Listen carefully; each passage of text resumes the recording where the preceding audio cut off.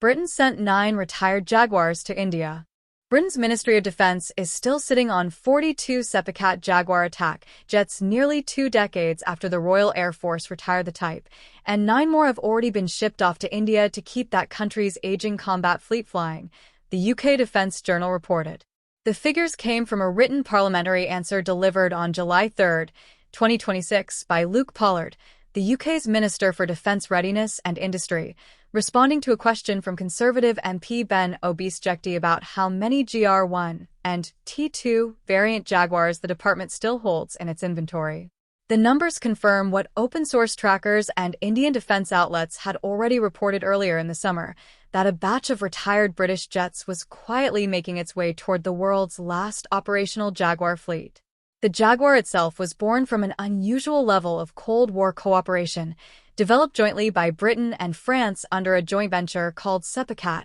that combined the British Aircraft Corporation with the French firm Breguet, one of the earliest major collaborative fighter programs between the two countries. The aircraft entered Royal Air Force service in 1974 as a low-level strike and reconnaissance jet, flew combat missions during the 1991 Gulf War, and continued operating over Iraq and the Balkans through the 1990s before Britain withdrew the type from service in 2007, retiring the fleet earlier than originally planned as a cost-cutting measure. Rather than scrapping every airframe, the Ministry of Defense retained a substantial number of Jaguars after retirement, with most stationed at RAF Cosford, where the School of Technical Training has used the jets for decades as ground instructional airframes that teach RAF engineering technicians how to work on real aircraft systems, a role that has kept many of the retired jets in remarkably complete condition despite sitting grounded for nearly 20 years. Pollard's written answer broke down exactly how many of those aircraft have moved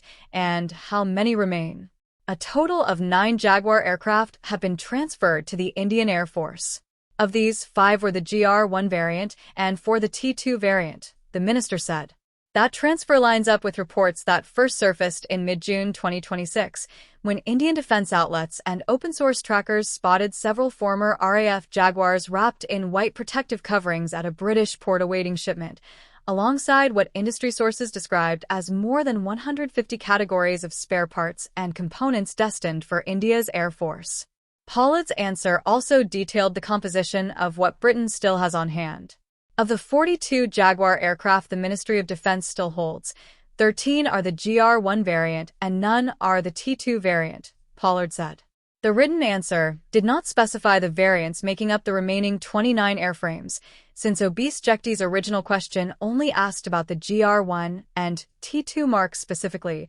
though the balance of Britain's surviving fleet would be expected to include later versions, such as the upgraded GR3 series and the T4 two-seat trainer variant. Neither did the answer describe the physical condition of the 42 retained aircraft, though they are understood to serve purely as ground instructional airframes rather than flight-capable jets. India remains the sole nation still flying the Jaguar operationally, having license-built the aircraft domestically through Hindustan Aeronautics Limited since the early 1980s and christening it the Shamsher in Indian Air Force service. The IAF currently operates roughly 110 to 120 Jaguars spread across 6 squadrons, a fleet that has served continuously since 1979 and remains one of the service's primary depenetration strike platforms, even as India's overall fighter squadron strength sits at only 29 squadrons against a sanction requirement of 42, a shortfall that has made every operational aircraft, including aging Jaguars,